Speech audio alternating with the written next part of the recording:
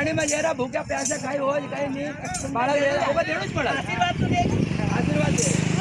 सबके हाथ है, लेकिन दादाजी की किससे आती है वाली बात है भाई। दादाजी भी एक मानव है, मनुष्य थे, उन्होंने अच्छे कर्म किए, उनके अपने उनसे आस है, लेकिन उनकी किससे आस है जो आपका काम संपूर्ण करा दे।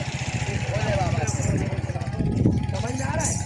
भोले बाबा सभी उन हस्तियों को शक्तियाँ देते हैं। दादाजी हुए, भोले बाबा हुए, सबको भोले बाबा शक्तियाँ पहुँचाते हैं और उन तक फिर हम पहुँच पाते हैं।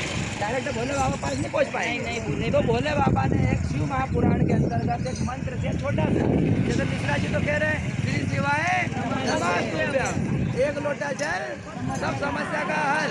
जब आगे करो मन में हो छल तो कई करेगा जल।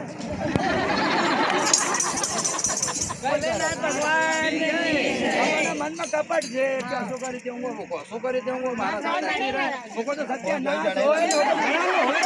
पानी तो रोज चढ़ाती हूँ, रोज चढ़ा भगवान बढ़िया